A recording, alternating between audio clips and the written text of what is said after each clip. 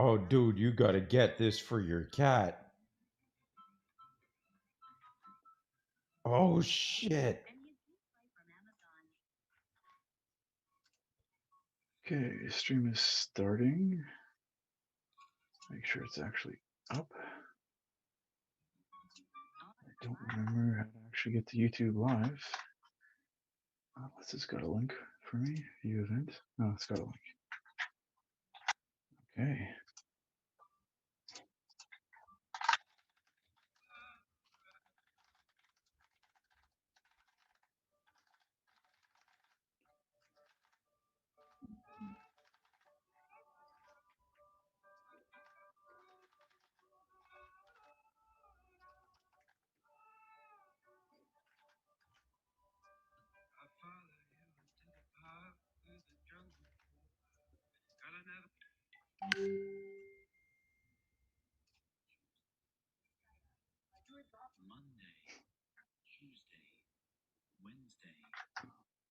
All right.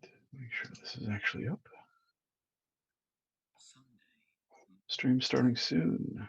Mute site. All right. I got all the stuff up. Make sure there's no double audio coming through this time.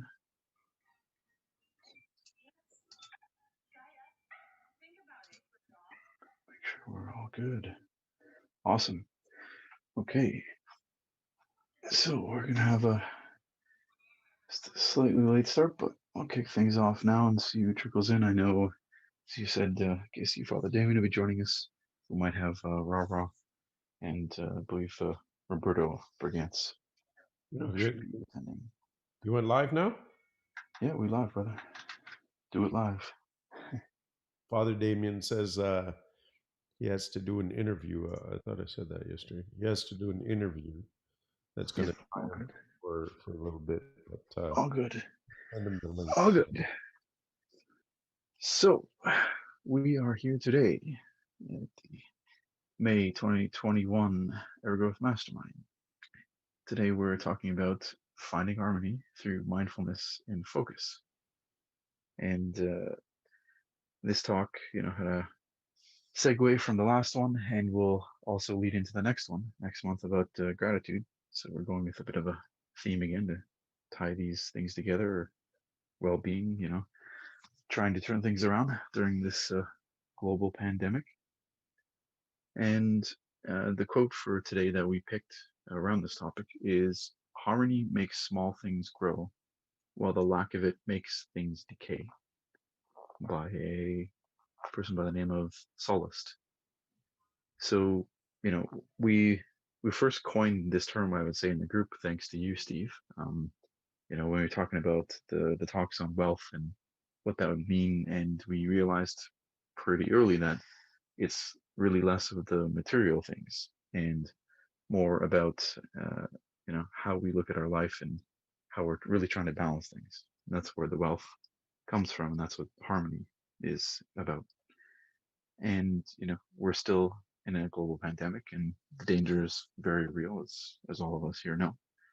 And that definitely starts to change your priorities on what's most important to you around this idea of harmony, and trying to look at these things and say, what are the things I need in my life? What are the things I can let go of? Right? And it's a very individual thing. What brings harmony to one person? They might like a small town with open green spaces, while another might prefer the city life and enjoying being out, of course, when that's more readily available. And then other people's like to prioritize travel and make that, a focus on what they enjoy doing with their time.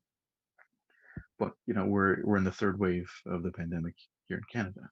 So the idea of just doing normal or whatever you want right now is still a ways off. So that, and then dealing with the constant bombardment of social media, with news, and them using the psychology of us to focus on negative and fearful things to grab our attention and to distract us, right? Mm. So yeah, it's a very challenging time to find harmony in life. Um, so what can we do to start help cultivating that, right?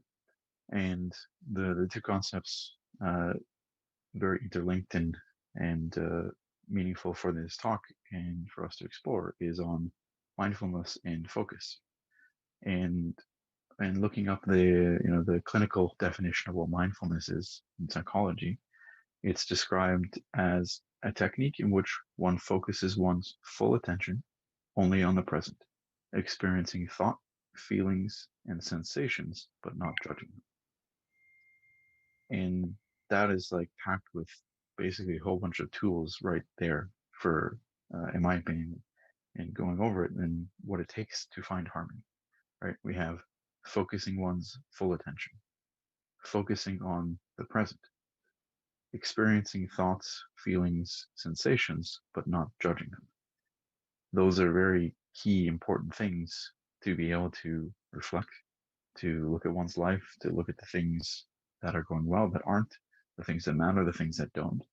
And it's not something we're really inherently taught, especially in the fast pace of, the Western society. It's just go, go, go, do more, do more. So to, stop and do these things, and even just the one point focusing on the present, it's often a really hard thing for many of us to do this day and age.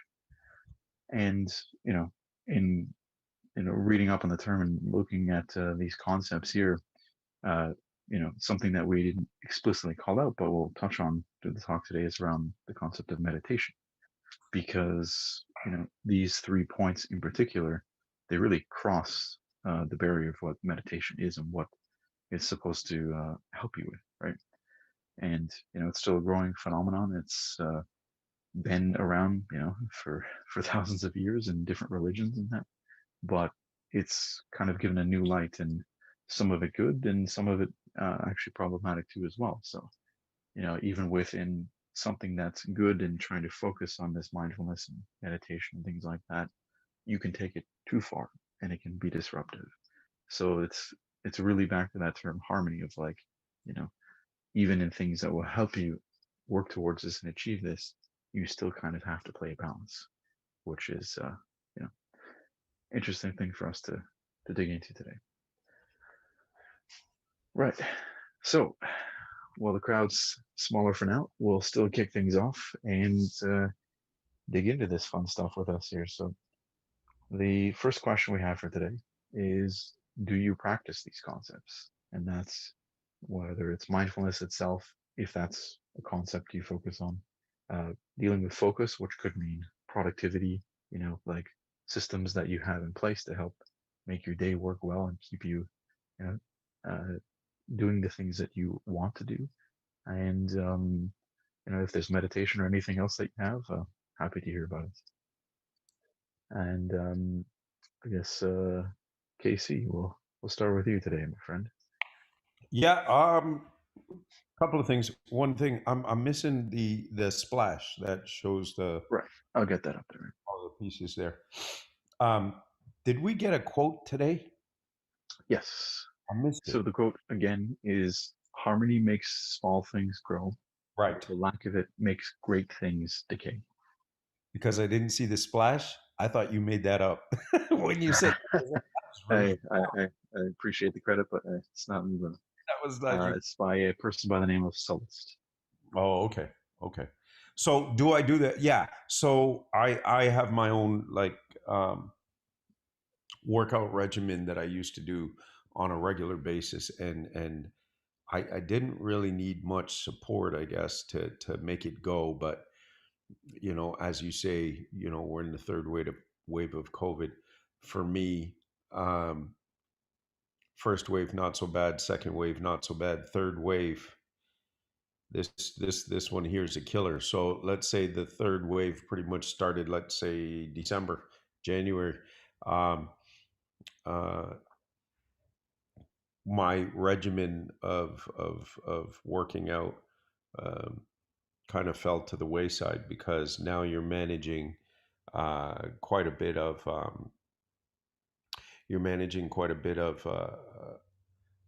cases and stuff like that because I'm an essential worker on the front line and so forth. And what I have to do is my task is to do a lot of the high risk contact tracing and investigations into how and so forth and potential prevention measures.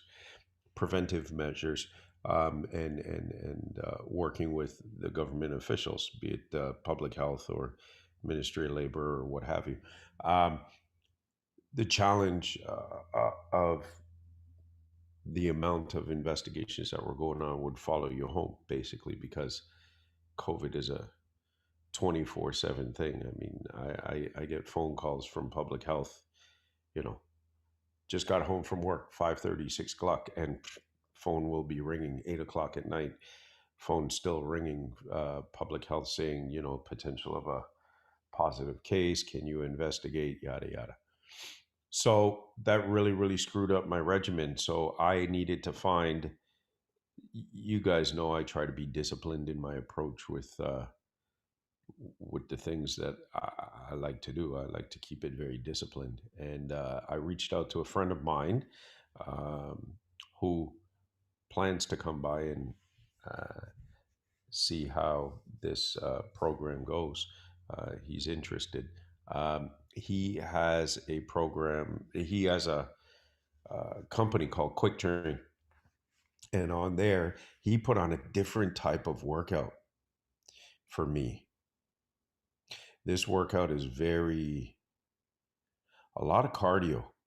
Your blood is flowing like crazy in this style of workout, because I hadn't been in the gym for months. And, COVID belly and all that stuff. I mean, I make a joke cosmetically about COVID belly, but I just wasn't feeling well. It's not that I wasn't, it's not that I was sick. It's not that I had COVID. It's not that I had allergies. It's not that. You Yeah. just felt kind of sloth-ish, very lazy, very like all your body movements, everything very, very lazy. And your mind gets very cluttered with, so many investigations going on. So much is depending on you so many people are affected by the decisions that you make. Your mind gets really muddy and clouded and so forth. This workout regimen that my friend put me on, Derek put me on, because it is a mix of cardio, yoga, and lifting. So I'm getting the lifting part is what I enjoy doing. The cardio I can't stand. And I never even thought of doing yoga except for, with the previous lady. Let me tell you, this thing clears your mind to a ridiculous level. And I have found that over the past 2 months or so that I've been doing this, um, I am finding a sense of calm. I am finding I'm finding a flow, shall we say, of energy that for me I find harmonious. Here's an example: to wake up on time for work, especially when your mind is all clouded and muddy, and your body is feeling lazy, and so to wake up in time for work, and so I need an alarm clock. I needed an alarm clock, or else I'm not making it. And I'd walk into work, barely made it, dragging my ass in to find my keys, to open my office, and to just dragging yourself. I haven't had my alarm clock on since I started this program. No joke. I get up on time, no problem. I go to bed on time, no problem. And I get up like clockwork without an alarm clock. And without Mm. the alarm clock shocking me out of my sleep, Yeah. Yeah. I find that I wake up very peacefully. I find that I just, my day just flows a lot better. I'm telling you, I never thought, like, I always worked out, lifted, Yeah. felt good. Cosmetically, I guess I felt good. Let me tell you, this workout regimen, it clears my mind. my whole body seems to flow better, like through the lifting and the stretching and so forth. And I guess the cardio just gets the blood flowing. I don't know. I never knew that you could get this much positive energy from this type of workout. I never dreamed it. You hear people say things, but I never thought it would happen. Is crazy. Yeah, yeah. Absolutely. I'm speaking as a person who's experienced this, and to come to work every day, even more pressure these days. There are like 3 or 4 or 5 positive cases every day that I have to investigate. There are decisions being made because of businesses being shut down, be it different facets of the organization that I work for, being shut down because of positive cases, and they have to shutter the building and different things like that. And all of that work comes to my facility in order to go. So a lot of decisions are being made, and I'm approaching them ridiculously calmly. Like, that amount of tension, you expect somebody walks into my office, I'm going to snap on them. And I'm telling you, that's not happening. It is it is a new experience for me to say that as you have written here by Sallust, harmony makes small things grow, and the lack of it makes great things decay. My mind literally was muddy, and I was lazy, and I was not sure I was going to get through this third wave. This workout regimen just brought me centered. Mhm. I can't say enough about it.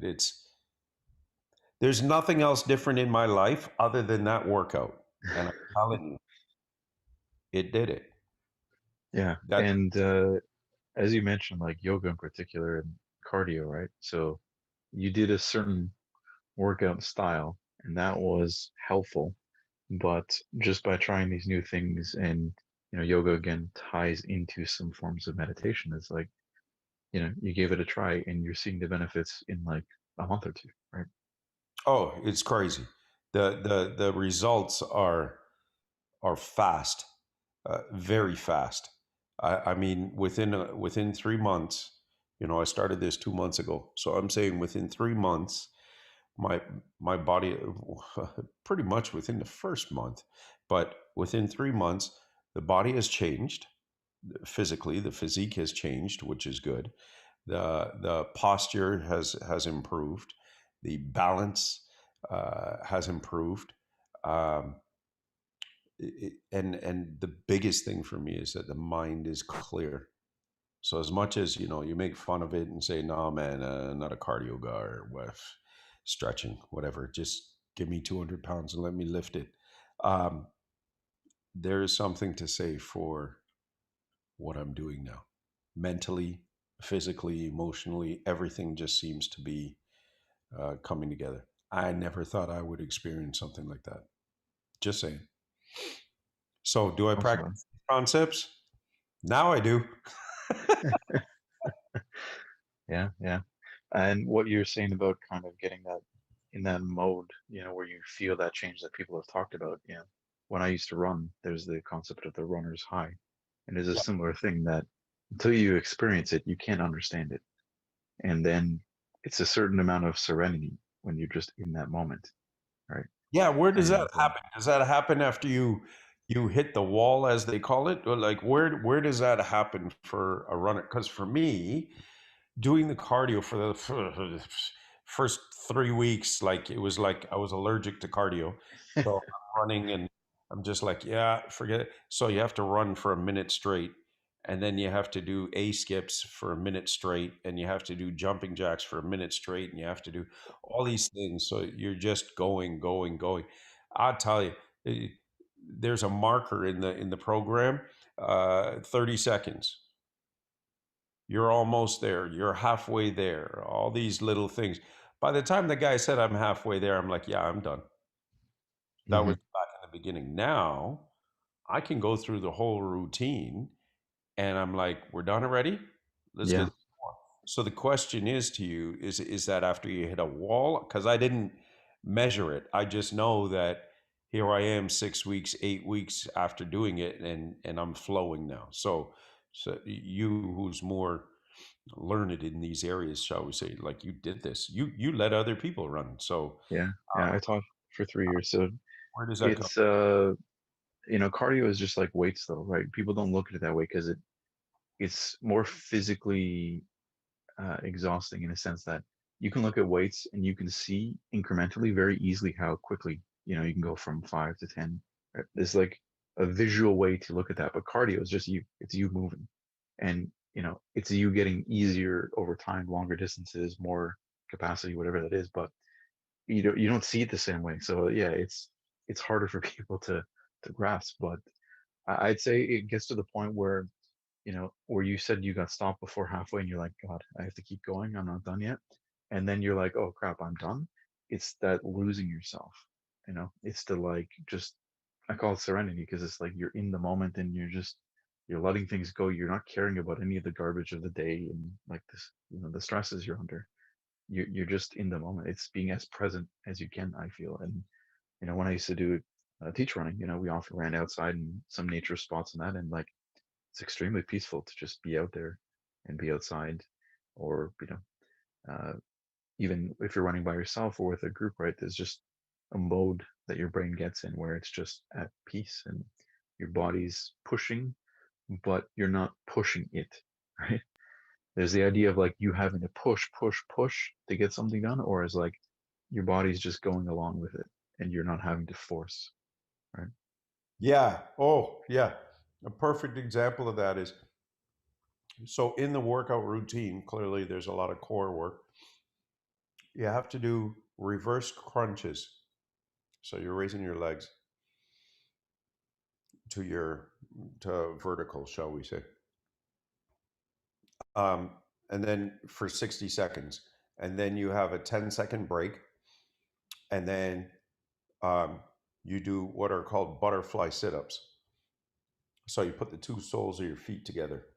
So your legs come out in a triangle kind of shape. And you lift, you sit up basically right through it. So you do that for 60 seconds. And I'm telling you, that's killer. That's absolutely killer. And this is a program, it's an app. So the computer is talking to you and it's telling you, okay, so you're doing reverse crunches for 60 seconds and he counts you down. And then you're done in 3, 2, 1. Rest for 10 seconds. Okay. Butterfly sit-ups. All right. And for 60 seconds. And you're halfway there and you're done in 3, 2, 1. Rest for 10 seconds. And then the woman, it's a female's voice, says plank. I just did those other two workouts, and then this bitch says plank. I'm telling you, I wanted to throw the app, I wanted to throw my phone the other side of the room. It was ridiculous. That was way back in the beginning. Now, I'm itching. I'm waiting for the plank. Because plank, I used to only be able to do for 30 seconds. Now a minute's gone, and I'm like, I can still go. And I have a feeling that's what you're talking about, where you're like serene. Because I find my breathing is different. Mhm. You know, the upper part of your arm is shaking when you're planking for way too long. You start shaking and stuff. All that's gone. It's just, it's insane. It's Yeah, very common. fair. The right thing of mindfulness and focus, and so I feel it. It's really, really, really cool. All right. We'll shift the mic over to Mr. Steve Anderson. Yeah, here you go, man. You, Wow. being again in the sports and at Olympic level, man. Like over the years, you must have come across these concepts and probably done them different ways at different points in your life. So I'd be very interested to see what these touch on for you and how you've practiced them. Yeah, well, I'm inspired just listening to you, KC. That's yeah, especially knowing that you've worked out a long time with weights and to hear you make that shift. That's it's really inspiring to me. Oh, it was You know, crazy. I'm 56. What's that? I said, oh, it was absolutely crazy. That, Yeah. I love those sort of transformations, man. That's yeah. crazy. You're right, it's crazy. So I'm 56, I'll be 57 this year. I've gone through different phases of life, being in shape, out of shape, being having a spiritual practice, being very disciplined, not being disciplined, partying the whole bit. So it's amazing this journey and where I am today. Um, it's calling me, and I've gotten out of practice. And it's interesting because I'm a coach. I'm around this all the time, different forms of it, moving in and out of it. And sometimes it's like not eating your own cooking. You know, it's like you talk about it, you can think about it, but having it incorporated in my life is something that I've struggled with, especially lately. There's been all sorts of life changes with work and family, and we just sold our house, and here we are. I'm up in the Blue Mountains right now because we're out of our house for 7 days while it was being shown, and just all these disruptions. And I think the way I've thought about it before, because harmony is something that I've recognized for a long time, in harmony versus balance, like getting everything into harmony. And I've had times in life where my life has been in harmony. And I've had times where it's out of harmony. And right now it's out of harmony. And before I've looked at it like I was failing or something was wrong or I wasn't living up to who I wanted to be. And right now, what I'm realizing is it's not that everything's supposed to be working, that I can always expect everything to be in flow. But how am I going to be when when these challenges come up? And that's what I'm really paying attention to now. And it's giving me harmony and it's giving me a sense of calm. When you say calm, that really resonated with me. And the way that it's showing up, especially in business, is there's lots of success and flow and all these things that are being attracted into my life. It's absolutely incredible. We just had our house on the market for 3 days and it just sold. And it sold above asking. I had a friend, he still has his house on the market. It's been over a month. We are blessed. We're so blessed. But that's the way life's been happening. And just as much as there's been all these blessings and all this flow, there's been just as many challenges, personal challenges, and just that feel like being out of harmony. And they've challenged me with keeping my commitments and being present. Um, yeah, so I have a routine that I have not honored 100%. I have we have a friend who has a program who did he's an expert in what he does, and he has meditation that help you internally. And one I do in the morning is root and heart chakra up and down, or yeah, I think it's root and heart, might be sacrum or sacral, and it really helps to balance me. I notice when I don't do it, I'm not as religious with the one at night because I'm staying up at night working. Uh, but the morning was good. And yeah, so I guess the harmony part for me right now is not that life has to be flowing and in harmony, but that I personally am in harmony and I am handling. I'm bringing my best self to whatever life is bringing, and that's a shift for me. Um, that's a shift for me. Just being in a place, feeling like I'm in a place that I'm bringing my best self and being personally at harmony instead of thinking the things in life or the way life is needs to be always in harmony, which just doesn't show up that way. Yeah. So Well, that's I that's where mean, I am right now. where we're at, and the things you're going through, man, on top of the pandemic, right? Yeah, I think that's a valuable way to look at the distinction, right? And we didn't make that before, but personal harmony is all you can manage. We can't, expect the world to be harmonious, and as much as we love for things like that to occur, it's never going to happen. So all we can yeah, do is look at our personal way of managing that and finding that in ourselves. yeah. And Sean, the way that I'm really doing that, um, I was studying this, and then it just became it's life for me now. Is I'm looking at my implicit biases and who I am, and like internally, subconsciously, um, the things that serve me, the things that don't. And then I'm looking at my explicit biases and how I present myself to the world. And the gap between the two caused me a lot of grief and, disruption and disharmony, man. Me trying to reconcile how I want to be in the world with how I'm really showing up, what's really going on for me internally. And I'm getting the two closer. So I'm being way more authentic with my internal self, who I am. Um, I've been acting a specific way. I've been obliging people. I've been compromising myself, trying to keep peace and all this sort of stuff. And reality is it serves me and others to have just clear boundaries and to honor those boundaries. They know where I stand. I know where I stand.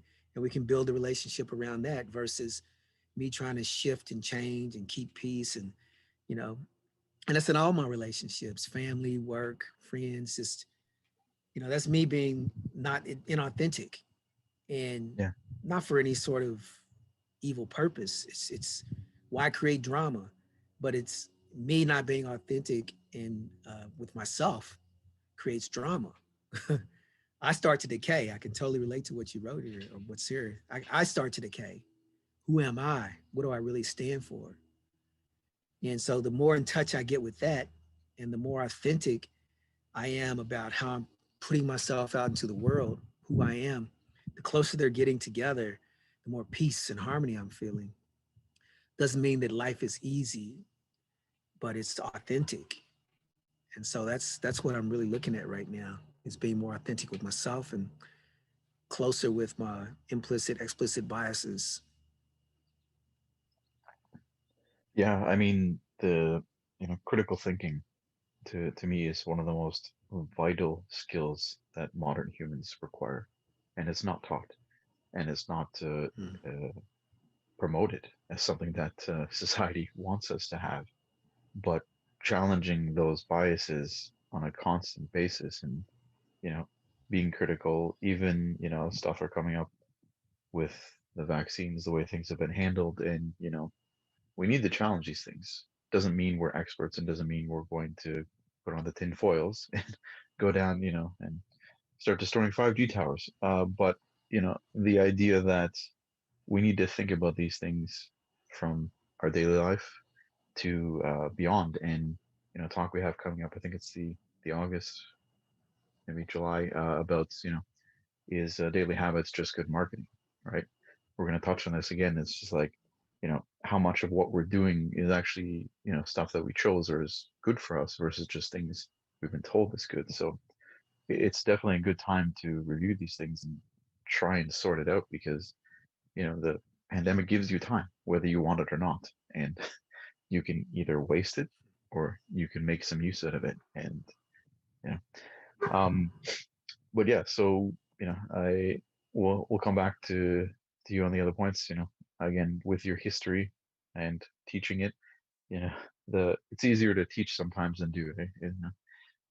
What's the right thing. You can Yeah. tell people what's the right thing, but to follow the practice yourself, it's a little easier sometimes to just keep helping others instead of recognizing, okay, wait a minute, if I don't help me, I'm not going to be able to keep helping others. So maybe I got to fix that. Yeah. That's that KC, I appreciate about you, man, that you seem to be a man who is living the principles that you often talk about in your routines. I know it's probably not, every single day exactly the way you want, but I'm inspired by the way that, your routines and the way you seem to live what you talk, man. So I appreciate that. Oh, that's how I was. All my mentors, they always say you gotta walk the talk. So a lot of people, they say, do as I say, not as I do. All my mentors, I guess, it mostly came from my professional mentors, my work mentors, not necessarily my friends and stuff like that. I mean, you are who you hang around.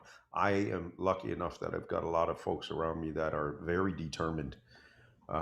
Derek Samuels, the trainer, that He's in a very determined zone. He owns two Popeyes, and he has his training company now. He just got married and has a daughter, and his life is really taking shape. For us men, we're finding that that used to happen a lot earlier in life. Look at Derek. Derek's almost 40 years old, or he is 40 years old, or something. Really, it seems to be happening later and later in life for a lot of us because there's so much to explore, shall we say? But thankfully, I've been fortunate to be around folks like that. If I ever get a chance to bring Adrian King, DJX, onto the show, he's another one who focus, determination. It's just that he's like a racehorse with blinders on. He sees his target Mm, and goes straight for it, and that's it. And I've yeah. been fortunate enough to have people like that around me, and that these are all examples of if I want something, I got to go and do it. So the workout regimen, I used to lift maybe 2 or 3 times a week. Good strong workout, feel really good next day. 2 days later, still feeling good. But if you don't hit that gym again after the third day, you start feeling kind of you're falling down. This regimen that Derek has me on, it's an everyday thing. Every day. Yeah, it's life. It's lifestyle. Day I Yeah, I come get it. I have to I have to plan for 45 minutes of being in that zone every day, and that's the plan. That's the discipline. Is he's got it there. It's up to you if you're going to use the resource, right? Hmm. If I'm Yeah. spending time and money on it, you're damn sure I'm going to go and all I can, Yeah. right? So that's Yeah. yeah. I was always trained to walk the talk kind of deal. Mm. Yeah. That was Yeah, Core I think it's principles. interesting, right? Given the circle of men we have right here today, we're all very high in our fields and have expertise, and yeah, some of us are a little better walking the talk, and some of us struggle with that a bit. Um, Oh, it depends. so I'm not an expert in all fields. I'm good at one. no, no, no, no. I I do. mean, just we're very elevated in the things we're after, and I'd say we're all dedicated going after things, right? But Yeah, you know, exactly.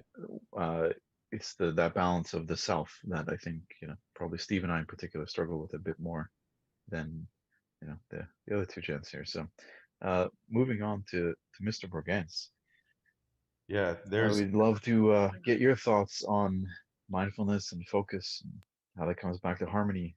As a man who spent a great amount of time as well in meditation and things like that.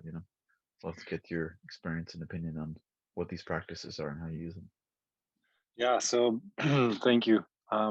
It's been many years practicing all these things. So, and I can tell you the story was the first time I got introduced to meditation when I was still probably like finishing high school, getting ready to go to university. And one of the friends kept talking about this. And I was like, wow, this is kind of woo-woo stuff. Like, that's not for me. I don't do this kind of things. All the Yeah, life yeah, being in sports. So I was very judgmental about it and very, I would say, harsh to other people. When somebody would say, oh, I just did like yoga or meditation, I would just, roll my eyes and say, oh my gosh, it's you one of those.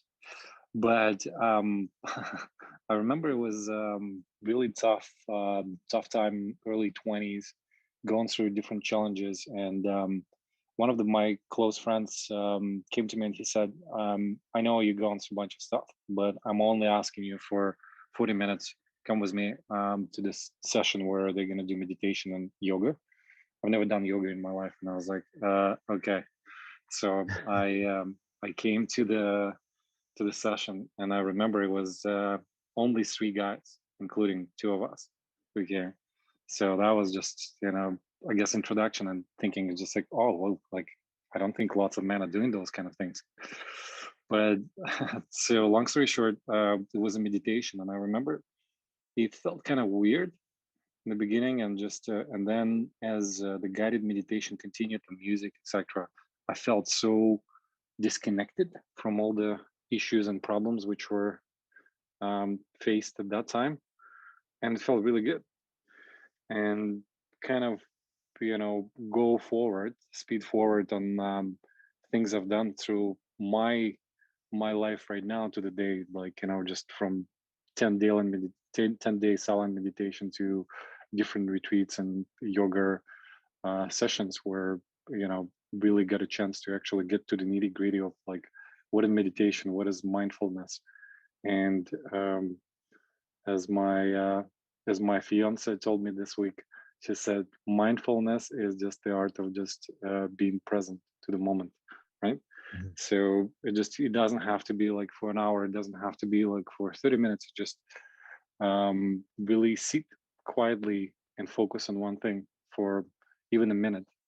that's Yeah. that's what it is about, right? So instead of jumping from one thing to another one, and that's just basic of any mindfulness, right? So or meaning of mindfulness, so just really allow yourself to focus on one point, whether it's your breathing, tip of your nose, or just simply like one thing you're doing. Lots of people from old yoga schools and meditation schools in the States, um, through their teachings, they demonstrated that you don't have to be like some kind of really yoga addict to understand what it is. You can be simply present to the moment what you're doing. It could be simply pouring tea in your cup every morning, or just staring outside in the morning, or just like listening birds, and just be Yeah. fully present to this. And that's, I think that's what currently culture is discouraging us to do, with all the noises around, all the social medias, all the notifications screaming for our attention and time. And we don't have the time to actually to realize that, well, it's spring right now, it's beautiful, look at the trees are blooming, and just like and amazing birds singing. And this is just brings you so peaceful, so grateful as a result, and less stressed. And I find the key to this aspect, nothing in life is just done by one time, you just did it and forget about this. You need consistently do this, right? For And sure. my experience being, as long as I stay consistent with this, which I have been for many years, and recently, like for the past couple of years, just really doing it daily, that's just that's the key. That's what keeps me like going every day. And similar to Casey, he was saying, well, like despite what's happening in life with all the craziness and stress, it allows you this, and I would say this delay in reaction, especially for some of the men who are very proactive and just really jumping right away to resolution. It gives you this delay, like few seconds or milliseconds, to think before you react. And this delay could be created through years of meditating or just like practice. And this is enough to give you this mindfulness and actually do the right things, because the culture is encouraging us like quick reaction to everything, overreacting to everything, right? So, and I think for me, I learned that being mindful is just to have this space you can create for yourself, just to delay the reaction and really don't overreact, but just be be adjusted to the circumstances or to whatever you're doing. So, and that's my experience on specifically mindfulness. I continue doing this every morning. I wake up, first thing I do, drink a glass of water. Second, I just sit down and pray. And third, I'm just closing my eyes and just doing the meditation. I think those three things just kind of start the day and kick off the day to really in a good start. And I find sometimes it's really beneficial to do it before I go to sleep. But similar to Steve as well, like I find if the day goes too long, it's impossible to do. But it's so good, and we so many tools right now in our life. I think if you just really only take one lesson from this, or just um, practice those concepts consistently, and just do like one little thing, whichever is matching your personality. Whether, as I said, is just simply breathing, simply sitting quiet, or just listening guided meditation, or just watching your teapot being boiled in the morning. That's, I find, one of the practices. Yeah. Complete. And something something you touched on, which kind of ties back to our last talk in a certain way. People who try to meditate and be the best at meditation is like trying to find authenticity for authenticity's sake, by Exactly. going after it and trying to say, I'm gonna have the best meditation session, and oh, it wasn't that good. Okay, I'm not the best. I have to try harder next time. It's like it's an interesting thing that people get in that mindset when this exact practice and focus is to be like you let all that go, and it's like if it was haphazard and so, that's the best you did that day. Tomorrow might be different, right? All So, right. Mr. Homer, Anything how else is to it for add? you? Yeah. So for me, well, um, yeah, you know, I'm good and bad at times in being in practice of these things. Um, I would say, in the recent months, with some stuff at work and that, there's definitely been some chaos and stuff out of control that I've been sort of managing. And, when that stabilized a bit more, I was definitely feeling out of harmony of some of the big pushes in getting that accomplished. And I was able to kind of reorient myself. And I've been doing now hypnotherapy, which is basically guided meditation for the most part for the past 5 or so months, 8, 7. It's May now. I think about 7 months. And when I'm more on that, I notice the difference versus when I'm off of it. And I still at least listen to it every morning, but there's points where it's like Casey was talking about, like there's the alarm clock days where you have to have the alarm. And those days where I listen to the hypno, I basically fall back asleep during them because I'm just not awake enough. I'm not alert enough to actually process it and make use of it. And then there's days where there was a period where I was back to waking up at like 5:30 to 7 a.m. just naturally and felt rested enough. And I listened to meditation on those days, and it was such a different experience. And then I get up, I do the day, and I accomplish so much. And you know, the one thing about harmony is also recognizing that okay, when I don't do that, that's still okay. Sometimes that there's reasons why I might not have the same energy level at times versus others.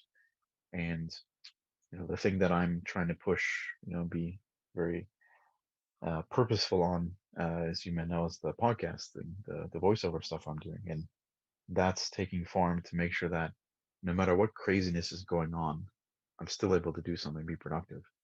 Um, and you know, like the years and years ago when I did the running and taught running, that was a good point where I kind of latched onto this concept of mindfulness, and I did some yoga at the time, so I understood the concepts, but it was it was even less of like teaching others and not doing it myself.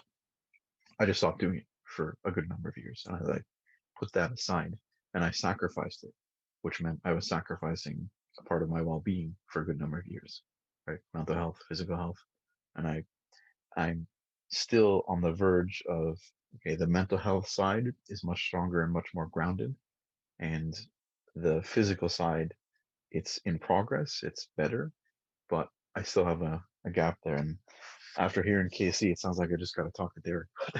uh, the it's the practice, right?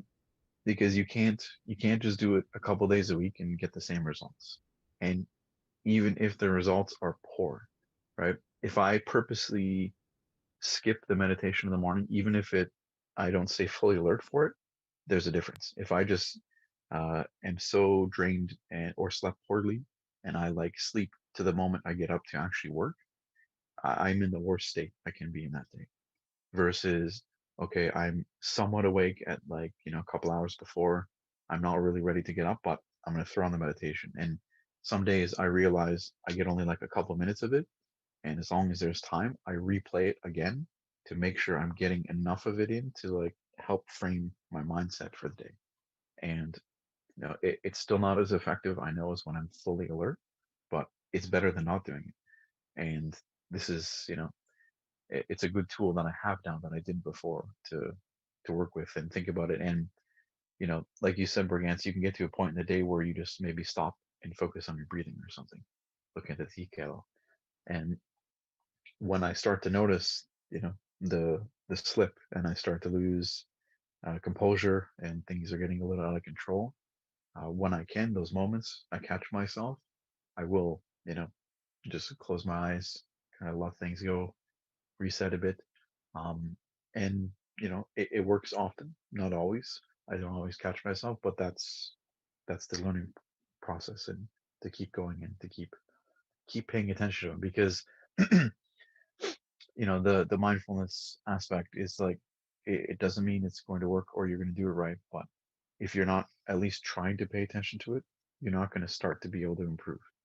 So if these points or these things through the day that start hitting you and causing you to get disharmonious and throw you off, right, and disrupt your ability to be productive, to be helpful, to be caring, um, if you're not paying attention to them, they're going to keep happening. There's the bad patterns in your behaviors and things that'll just keep going on and on and on, sometimes subconsciously, right? And this is the critical thinking aspect I talked about earlier, is that we really have to be kind of doubtful of almost everything that's happening through our day to say, was that right? Yeah, okay. And have like checks and balances, and not just let things go on autopilot. It's, there's certain things, like if you're driving, yes, you want to have things subconscious because you want to arrive alive. You can't be focused when driving on every single facet of everything happening in that moment, because you can have an accident if you're too hyper focused, right? You need enough focus to make sure things keep you safe and that you can get to your destination, because you're not letting the distractions, prevent you from being safe and keeping those important things, subconsciously running.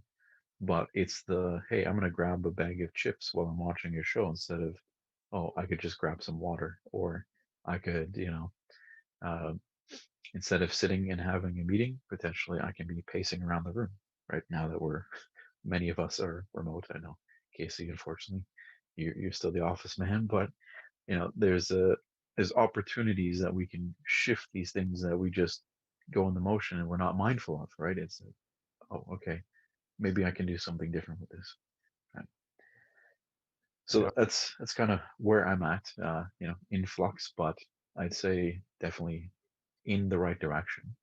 Um, and leading into the next question around this is, how does this affect, and apparently I did a typo, this is affect your daily activity. There must be a very emphasis on the how much it affects you. But yeah, so day to day, just look at the last year long. How has doing this or not doing this been affecting your life? Throw it back over to you, Mr. Casey. For me, it's noticeable, this transformation over the past couple of months, because traditionally I would just say what I have to say, um, given the situation. Uh, I represent the business in the eyes of the law, like in court, and I represent the business with regulatory bodies, police, fire, all that kind of stuff, ministries, the various ministries that we deal with, and so forth. And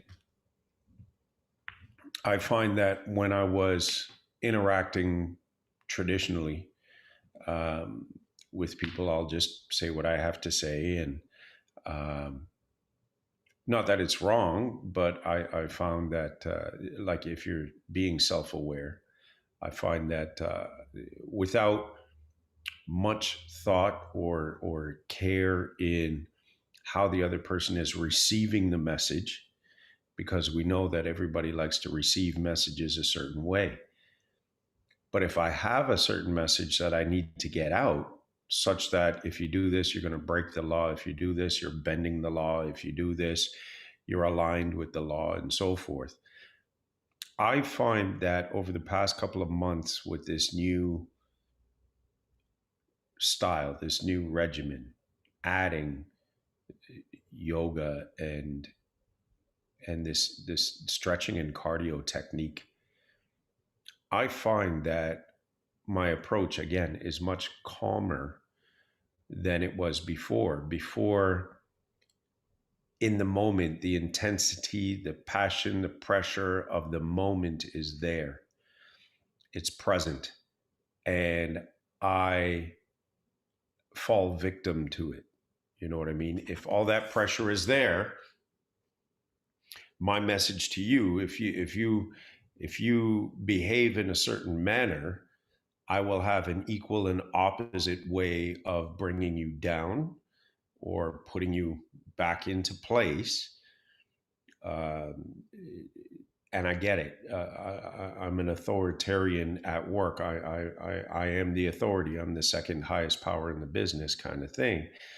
So yes, if people are out of control, I'll walk in the room and I won't even say your name. I'll just say, you sit. And now we'll have a conversation. And that cuts the noise. Absolutely. But I have found recently in the past couple of months that there's another style another style has been added to my toolbox, shall we say. And it's a very calm approach. And I'm finding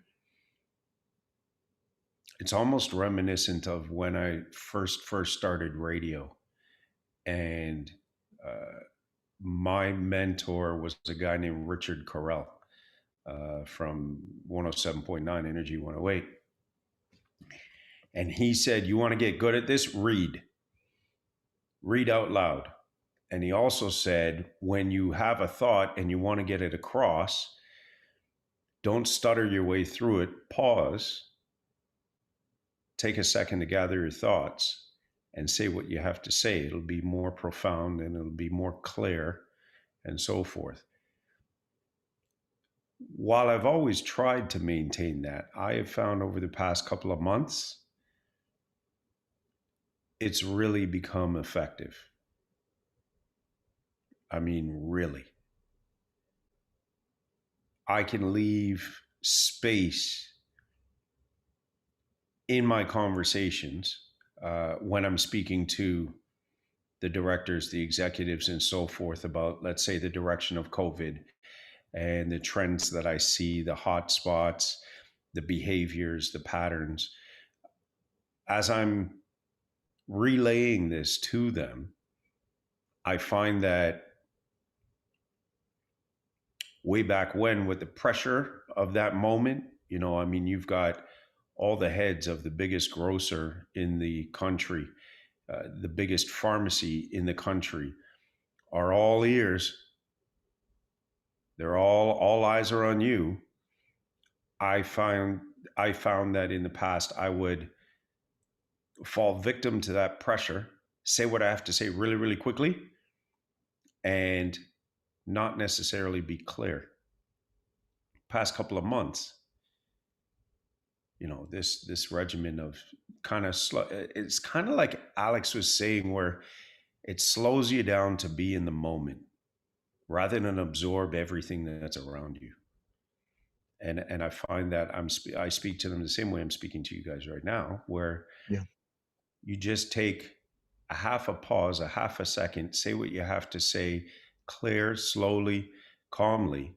And that message just resonated really, really well. I mean, so much so that yesterday I was offered a nurse and I was offered an extra clerical support because, like, they literally said to me, are you okay? Are you handling everything all right? And I'm cool and calm. I'm like, yeah.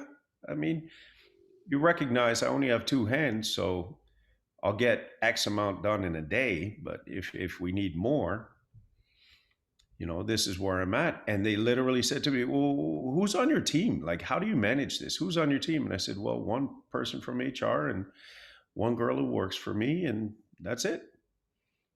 That's it.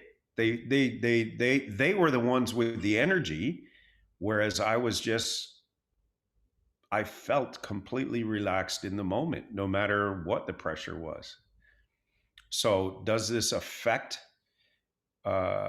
my daily activities? I think it is. And I got to tell you, it's a wonderful feeling. It is absolutely, uh, you feel whole. I don't know, Alex, am I saying that right? I mean, you've been doing this a lot longer than me. I'm just having my epiphany Yeah, moment over exactly. the No, month. I'm with you. It feels complete. You kind of, you feel like really in the moment where instead of seeking something and figuring out what's wrong, you kind of feel that you got everything you need right now, and Yeah, nothing is missing. And it's just, you know, it's like Power of Now. The book is just keep talking about, like, you know, Eckhart Tolle, like he's saying, like, if you truly fully present in the moment, this peacefulness, like there is nothing wrong with the current moment. If you're truly present, if you actually zoom out from being in that's past and the future. yeah, yeah, peacefulness. That's the world. That's the word. I literally feel at peace, no matter what's going on. I mean, the pressure is on. I'm investigating 4 or 5 cases a day. Nurses, inspectors, police, all kinds of people are calling me, and that's the word, Alex. I am completely at peace. That's the word. Yeah.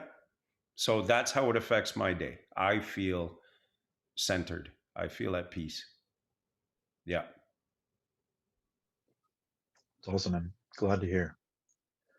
And that different energy, it's interesting you said that you were calm and the people were coming to you with the energy. It's like, well, how can we help more, right? You're like Yeah. drawing them in. And That's literally it. Yeah. They said hire an extra clerical person. Don't worry about the budget, and we're gonna get you an occupational nurse, a nurse to help do the contact tracing, and you just tell us what you want. There's rapid testing kits coming out, so you say however many you want, and you got it. It's yours. And I was like, I was taken aback by all of this. I was like, I've been screaming and jumping up and down, doing jumping jacks for months now, saying, I need a hand, I need a hand. And then I don't know, I started this routine, and I'm telling you, it is the greatest feeling in the world. yeah, I Yeah. mean, secretly, you're not, counting the fact that you're running your DJ stream now. So, it could be helping, man. Hey, there's Just a lot of because. pressure with that as well. But And why I raise that is you disconnected yourself from music some years ago, and you kind yeah, of, like me, sacrificed that part of your life.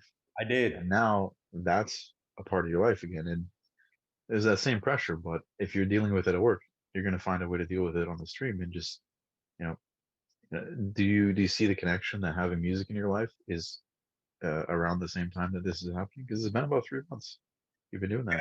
I started at the beginning of March. I didn't think of that as well. See, Yeah, this is man. what happens when you guys know too much about me. Yeah, that music is back in my life in a big way, and yeah, yeah, I didn't really think of that. That's the You're sneaky. You're sneaky. Yeah. All right. I'll come back to you again in a bit. Mr. Anderson, how Yeah. has your daily life been affected with these things? Again, you've been through so many changes in the last year, my man. Right now, you're in Blue Mountain while your house is being sold, so it's lots of changes still happening. So, what is Yeah. the effect of these things, and when you're in it or when you're not focused on these? Yeah. What's being said, I'm getting so much out of this. It's a shame I have to leave early, pick up my wife here, but there's just so much coming out of this conversation, and peace is what's coming up. And you men know that I've been struggling. I've been struggling with my peace. And there's so much that comes out of this, like with harmony. Harmony is holistic. And so it touches all the areas of your life. It's not like they're separated and segmented.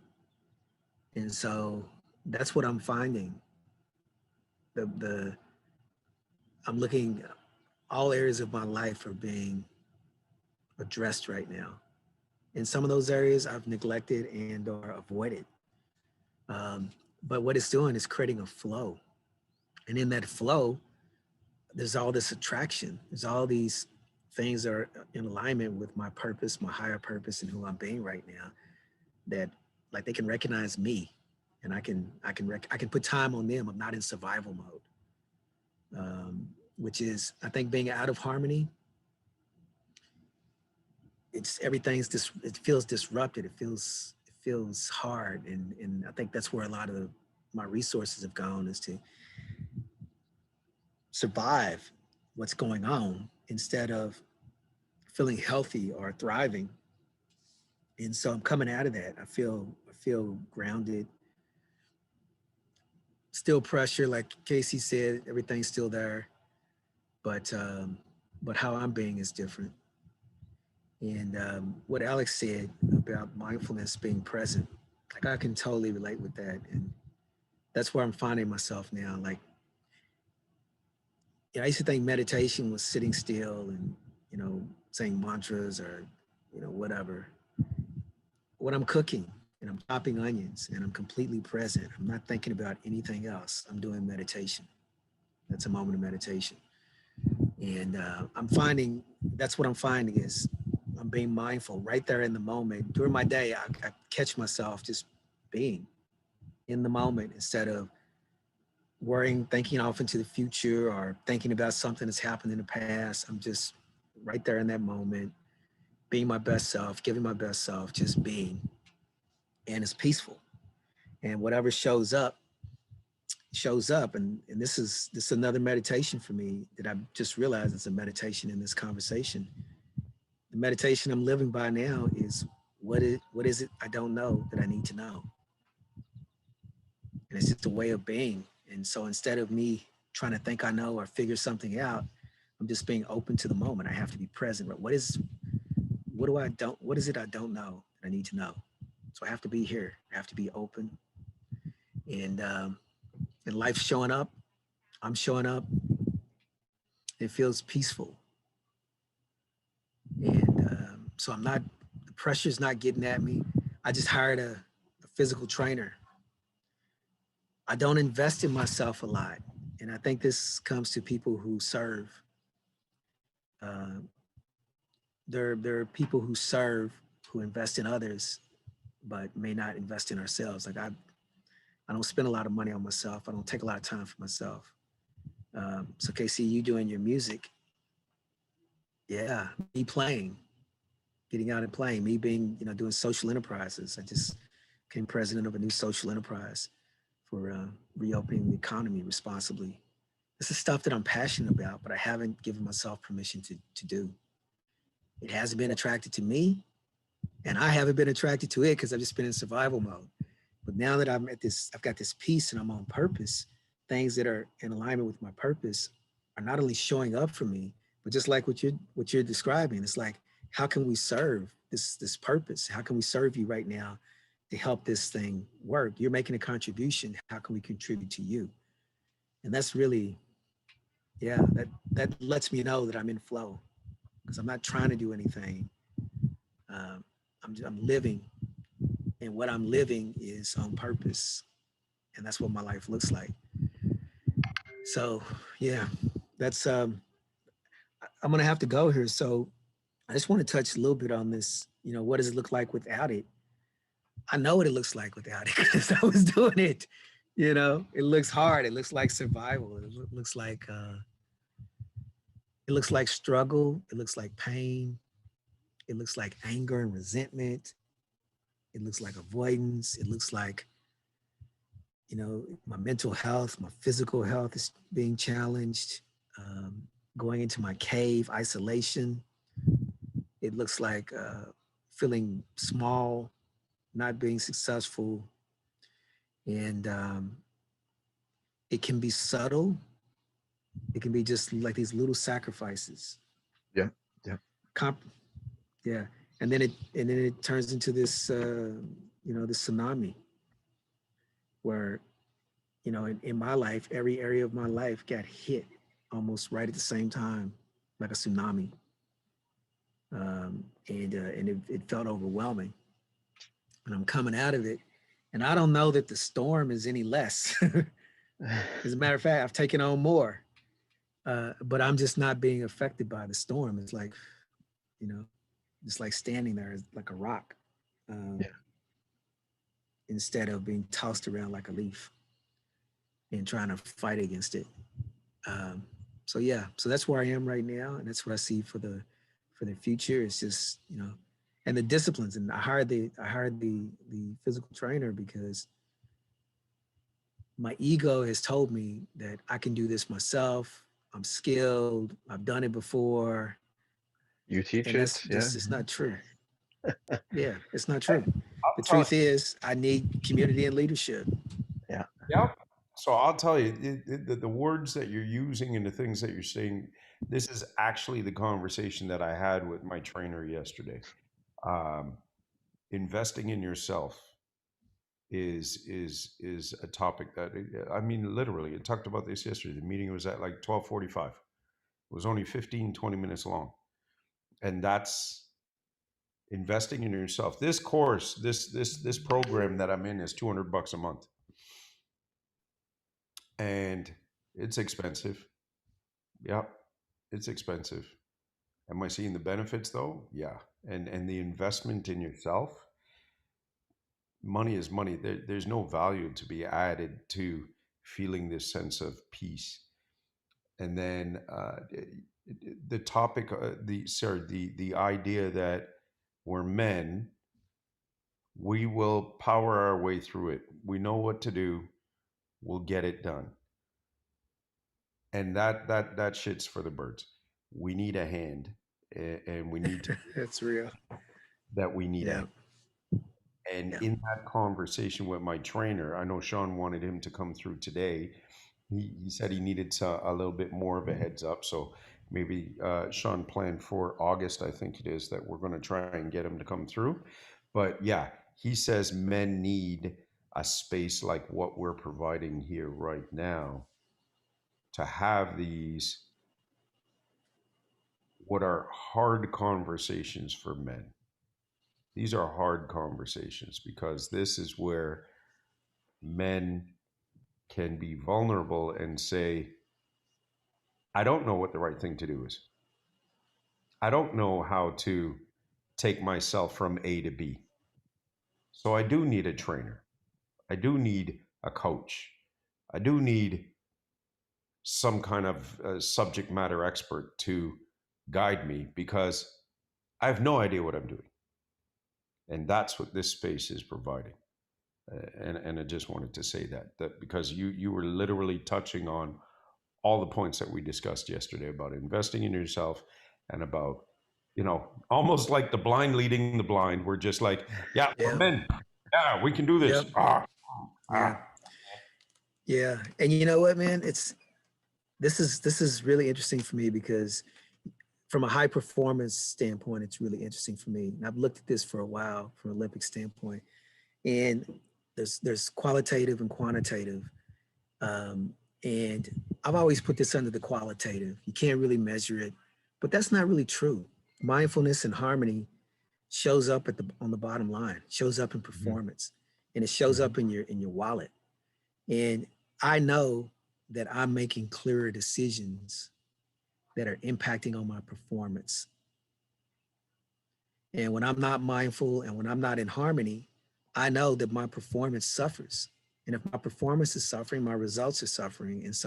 And my return on my investment. And some of that return is monetary return. It has to be showing up in my productivity and how much profit I'm creating.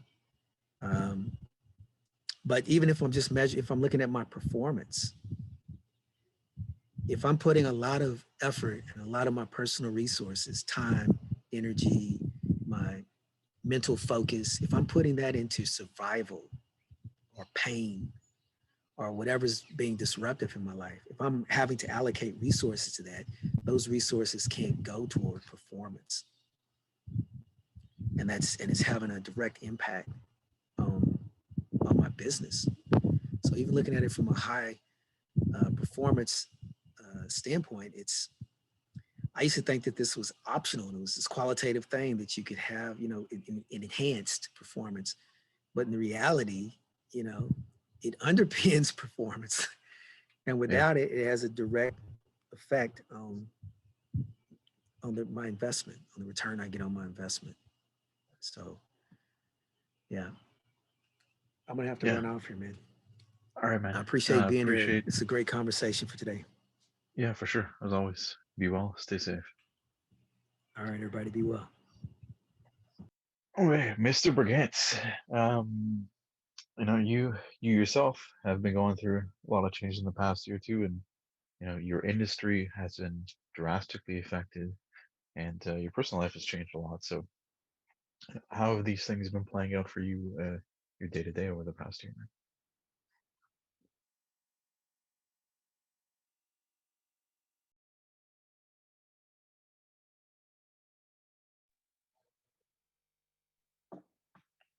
I guess it's my turn, right? Yep, that was it. Okay, so I'm just so to start, I can tell you that on a daily basis, I find if I don't do these things, like the stuff, like we're talking about mindfulness specifically. If I just kind of rush through the week or rush through the day, um, like I get so reactionary, right? So exactly what I studied, like explaining what it means to me. So I find all this reactionary turns to so much stress.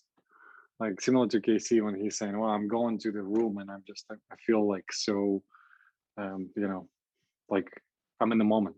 I don't need to worry about like whether I'm myself or like a bunch of other people. So I'm just really helps me to focus on this. And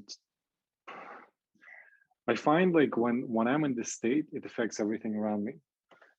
Because when I'm edgy and reactive, I know it definitely affects the people who I love, who is next to me all the time.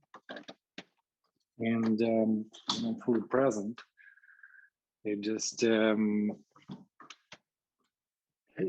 helps it different the quality of decisions also making, right? So that's something which like one of those categories where I know those are right things to do, and that's what normally happens when I'm in the moment.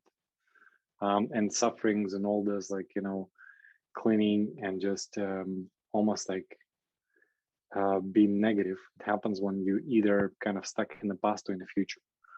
And this simple reminding, just being, okay, well, I'm here present. It helps you to focus. Okay, I'm listening to this person, or I'm in this conversation, not just thinking what I'm gonna say or where I'm gonna go next. It's just like it helps um, to really being at your best. And I think it's normal human rules, like again, referring to Dale Carnegie, right? So when he was saying the men like are all the humans are the same. It doesn't matter what language you're speaking. It just like all human, just to show the interest. Because when we're coming with our own agendas, and lots of people coming with their hidden agendas, and we're always like rushing into like, oh, this is my point, and I want you to see my point. It's actually making the things more difficult in our life, day-to-day life, business, work, relationship. And that's, I think, just it's a lack of being mindful and being present. And yeah, that's how I would address this point from my end. Right. And the you being a big traveler, right, and liking to go to events and going to many different places in the world in a year, when you can't do that, because that I'd say was part of your your mindfulness. You used to enjoy travel. That was something that let you be able to experience a new culture and just be there and enjoy that, and experience something new and unique. So how does not being able to do that have affected this as well? Because just by virtue of the many years and uh, not being able to do that, like what are the effects of that on you? Oh man, it's yeah huge. I think through COVID we've learned kind of appreciate. It's not even like just to go on adventure and learn new things. Yeah, that definitely was very mindful to me. Just always expand and just like learn. And this is just I guess more related to who I am. But the truth is, what I found out through COVID, it doesn't matter where you are, anywhere where you go, it just you can find a space to be mindful and just present and just look how beautiful the sunrise, how beautiful the sunset. Like we for example, so COVID, We've learned how to enjoy local parks and other things. So instead of just like, you know, okay, well, we have to go to this amazing place somewhere in the world to enjoy it. It's like, no, you don't have to. Like, it's right here in front of you. We have amazing park next to us, and nature is absolutely like amazing, and that teaching us lessons every day. So I would say again, this is also, if I find myself, if I'm not present, I'm kind of like planning and just thinking is like, oh God, like it would be awesome to be right now somewhere like in Europe, or like I don't know, just like on the shore of beautiful ocean somewhere in Mexico. Like I don't know, like you know, just and those kind of things consistently like you know popping if you're not present because you're always thinking about what's new. Yeah, that would be on my end. I would say just on this point. Great. Thank you, Casey would. Yeah. Mhm. I will give him a moment there. I'll jump in here on number two and segue into number three. So, how does this affect my daily life? You know, in the last year in particular, I'd say leading up to before COVID started, you know, the pressures of the job and managing the position I do definitely was starting to hit me, and that pressure that Casey talked about was there and building. And I didn't really have an outlet or a way to manage it, and you know, by not having a routine of like workout and things like that, it was definitely hard to process some of the early days. And as soon as COVID hit, you know, as much as I put on the positive attitude and okay, we're at home, we're already working from home. It's not that big a deal, right? We can deal with this. We can put up with it. It starts to wear on you over time. You know, it starts to build, and it's just now another pressure on top of the pressure you already had, and then it became much more difficult to deal with, and it's having severe sleeping issues, and it was definitely getting to me, and I wasn't recognizing that or admitting how much that was affecting me. So I started working with a naturopath and then eventually a hypnotherapist later in the year, and you know, I had to take a stance and say, this is something I need to start doing and practicing, you know, daily and work on something daily because it's not going to solve itself overnight. I didn't get here overnight and have these problems, right? It's cumulative. It built over time to get the job, and then COVID starts, and all these things. They take time to build, right, and become heavier and heavier.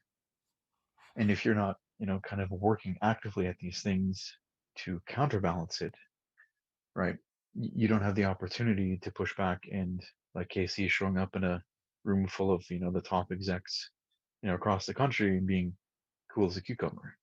That's like, you know, it's a heavy burden to just walk into and be, you know, that kind of a person. And, you know, I taken on a lot of responsibilities at work and being able to be in the position to have and provide the uh, authoritative view of development in my firm, and being able to go in front of clients and clients of any levels from C-level all the way down, and being able to be clear, concise. And that's, again, been a practice and things to keep working on over time. And, you know, I'll touch on the podcast study and the voiceover stuff I was doing recently now. Is this was something that I'd always had an inkling to say, you know, I like to do this someday. And, you know, Brigance, we had a talk some time ago where it's good to try out the things you think you like renting a yacht, and finding out you might hate it and you don't actually want to keep doing it, right? So I told myself I'm just gonna rip off the band-aid in the fall and like give this voiceover stuff a try to see if like this is something I feel would be more harmonious, or it's just a dream that I think is good, right? And we haven't really touched on dreams and purpose more specifically in this talk, but I think that's an important aspect to look at, back to one of our earlier talks around that. And, you know, it's like we have this idea of like, hey, this is what our life's going to be. And it's that future state of where things could be, how we could be, how great things could be. But then the reality of the present is, well, okay, I don't know how to do this. I'm not good at this. I haven't even tried it. So, maybe I'll fail. And then, that's where a lot of the fear and self-doubt that stop people before they try these things often comes into play. But, being able to stop and just say, all right, I'll just give this a try. I have no commitment. I have no worry, and there's no expectations that, I have the freedom to be able to try something.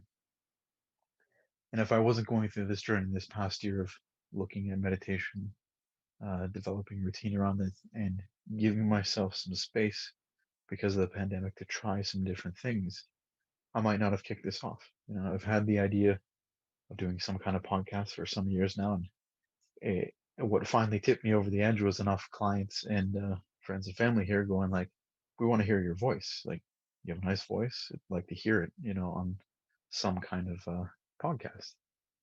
And I wouldn't have given myself that opportunity if I haven't started to change in the past year and focus on this mindfulness and be able to be present in the such that as a programmer, maybe it's just part of the kind of job a lot of us fall into, but we become perfectionists. We want to make everything work right.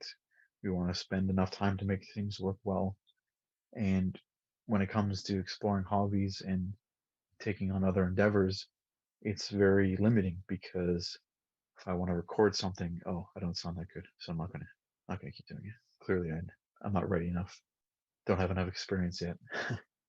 So, you know, there's something to be said about the daily practice of anything you want to do to see, if it's something you're going to keep doing. Casey's back in his music. He always loved it, even though there's some pressure getting back into it. That's going to go away sooner than later, and he's just going to keep flowing. And it's going to be, just another natural part of his day. He's thinking about it a bit, trying a bit of tunes here.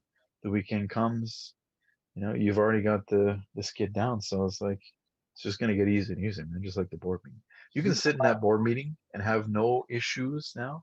What is playing to a bunch of strangers on the internet, right? It's all Yeah, good, man. you got to me. I'll tell you. Yeah. So You this. touch on really important point, like whereas like we attempt to always perfect and make these things perfect, Mhm. where life is actually amazing with imperfections, right? So like we don't need to Yeah, make something special and crazy. yeah, and that's the harmony aspect of like we're always trying to push this ideal, and it's not always our choice. We brought up in a certain way. We have expectations that are put on us. You're supposed to be in high school and know exactly what you want to do as a career in life and how you're going to be, when it's like I don't know what I want to do. Like I don't know if, like, okay, I ended up taking programming and I went through that and it's a career. Is this what I always wanted to do? Had I lost weight sooner, I probably would have ended up in kinesiology and been on a completely different path, right? But where I was in life and where things went, I am where I am, and there's nothing wrong with that. But then again, it's that pushing ourselves, or letting the future push against us and say, yeah, I don't know if I can make it there, or I don't know if I should go that direction. And instead of just allowing yourself to have the freedom to kind of, you know, be and flow through these things, and some things work out, some things don't, and that's how we can use the balance in our lives. Now, becoming, what happens when we don't seek this, when we don't pay attention to harmony, and we've already touched on a lot of cases, but more specifically is we we're going to run into some issues, right? And like Anderson was discussing, you know, he's got a lot of different competing pressures in his life, and changing the home and things like that. So there's a lot of things that can impact our livelihood. Uh, COVID, the pandemic has affected livelihoods, right? And the the thing that he drew to is about how well this harmony is being maintained. When we're not paying attention to it, what things are we losing? Are we losing, you know, monetary? Are we losing, our ability to see opportunities? Are we losing the ability to keep advancing, personally, professionally, like and relationships, right? If you're able to look throughout your day and say, how many times did I get angry today? Right? And you can put that on a scoreboard and say, I got angry 5 times. And then the next day you say, how many times did I get angry today? I didn't get angry today. What are the relationships and interactions you had during the day, and the day you got angry versus the day you didn't, right? And respecting the fact that, again, harmony isn't about perfection. We're trying to move the conversation to is, you know, you're never going to have a day potentially where you might be angry, never. But that energy and how you change your approach to your day and how you react to things, as Casey, you're talking about slowing things down, Yeah. having that calmness, and just having that pause. You change a lot of the interactions you have with yourself and others by just that bit of awareness. And you know you can still get the angry potentially. This anger is an example, right? You can get angry, but you can choose not to react to it still, right? And the back to the original quote on mindfulness, if I can go back to it for a second here, is it's about focusing full attention, focusing on the present, but experiencing thoughts, feelings, and sensations and not judging them. And that, I think, is a huge aspect that we miss out on so much, and where you know not being mindful, not seeking harmony affects too many people in the world, that we have a thought, we have some feelings or something that happens, and we react poorly over and over and over again. So to go with that, so you made a couple of points, and you already know that Father. Hi, Rara. you, Hello. there she is. Thank you for having me. Oh, always. So you guys know that between Dr. Baum and Father Damien, these guys always have some serious mic drops. Uh, you touched on the point of angry. So in measuring the anger, in what I do as integrated risk management, I'm dealing with the guys who are the bad behavior folks, the guys who are attempting to commit fraud, the guys who are attempting to steal, the guys who have become a risk to the business for whatever reasons.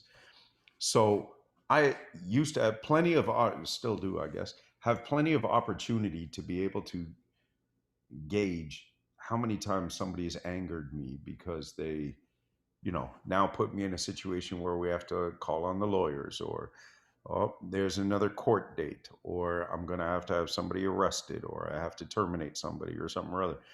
Plenty of opportunity. And I'll tell you again, this past couple of months, what Father Damien said to me a little while ago kind of just finally began to resonate only over the past couple of weeks.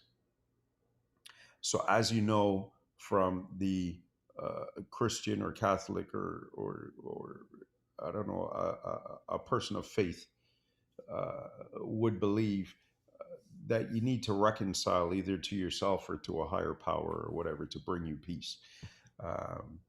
To kind of become self-aware, figure out what you've done wrong, and try to correct it within yourself.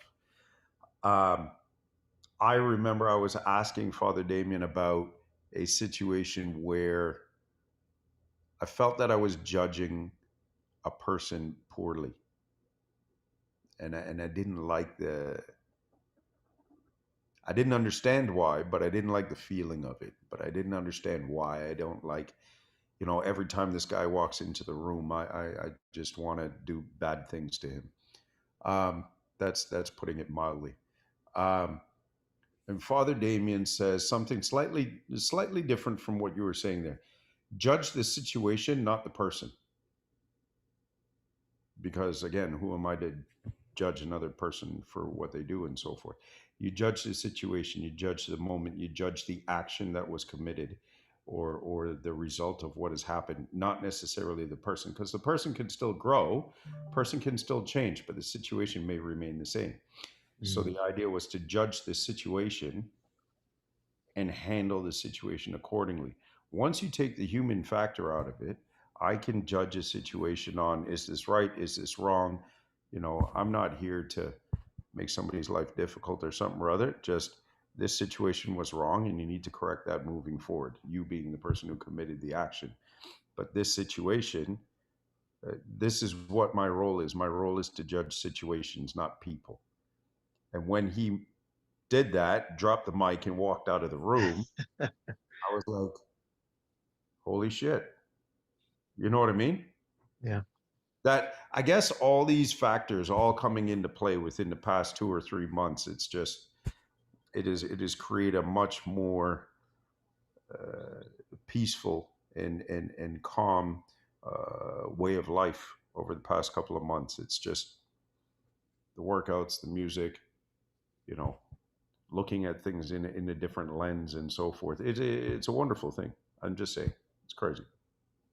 So, given the positive aspects you've stated consistently on this call about this, I'd say not having this in your life right now would make it pretty poor again Oh my to be gosh! going through things. Don't forget. So I don't know how to say, but this COVID belly is gone, right? So the idea is the through Christmas into January and so forth, third wave of COVID, all the investigations. I literally just had to take a call, and I'm sorry I ducked out for 5 minutes or so, but I had to Yeah, take a all call to good.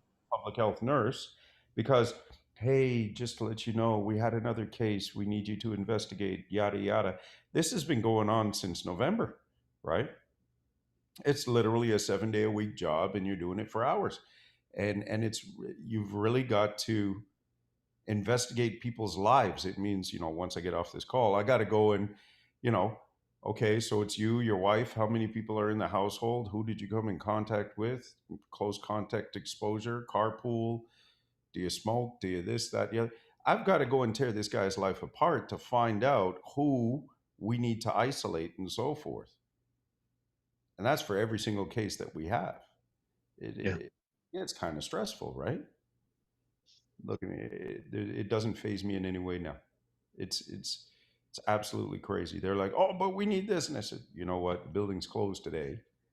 You'll get it on Monday when I get back into the office. You can threaten me with putting me in jail or finding me or whatever, but it's not going to change the fact that the building's closed. What are you looking for? You know what I mean? yeah, So it's an amazing feeling over the past couple of months to be able to get past the, like, literally, where you say here, it makes great things decay.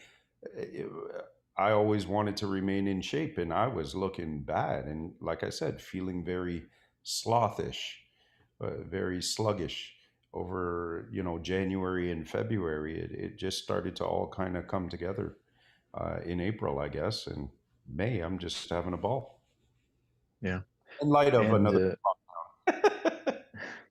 uh, not being religious myself, I still feel that there's something to be said about the mind, body, and spirit being one, and that Yes. harmony of those three things. Because you know, uh, even as an atheist, I fully believe in spiritualism and have my own version of it. That Yes.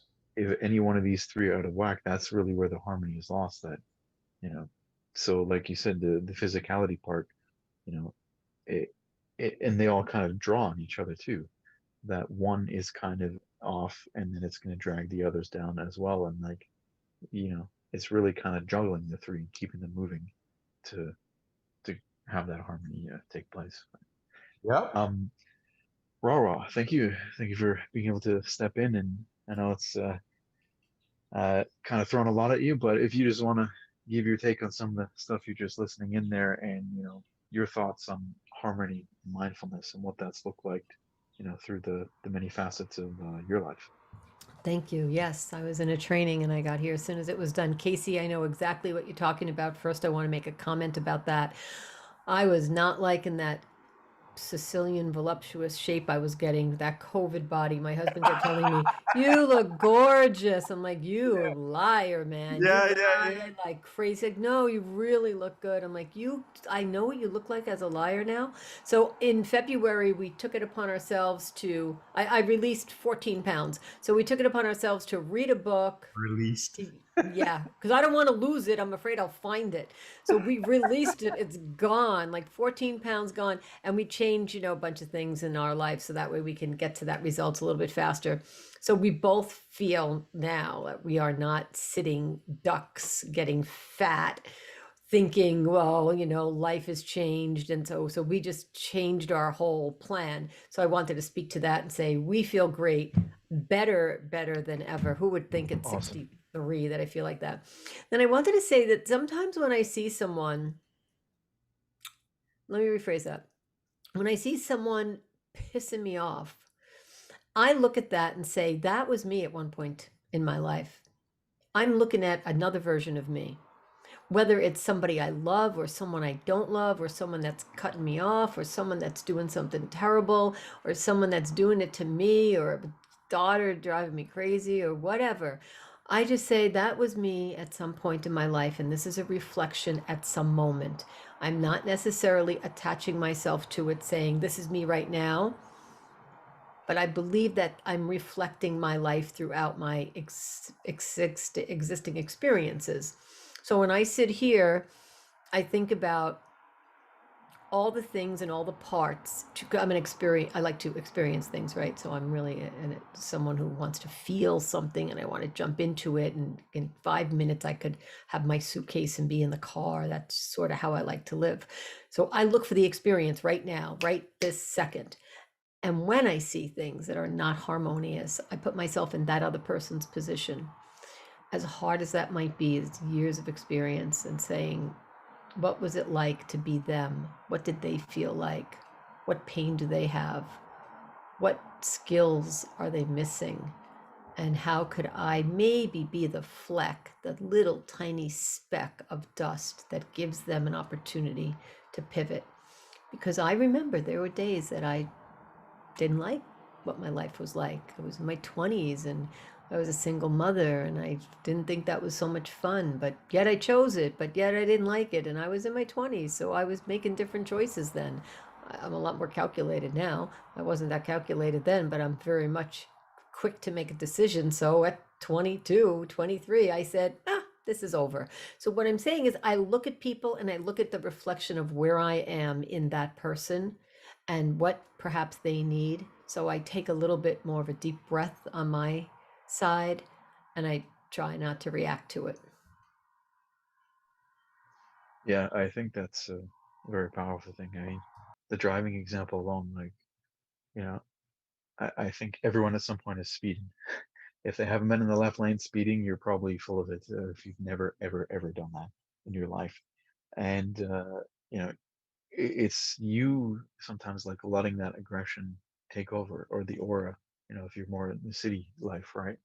But yeah, when you're then driving in the right lane, doing the speed limit, and you see the guy cut you off or the gal cut you off, you're like, okay, what's going on there day, right? Maybe they're just had something really bad happen, or maybe they're just so not paying attention to themselves that they're letting, emotion drive them. And as long as I'm safe, does it really bother me? Do I need to carry that now and get mad at the person I see next in person and carry that energy?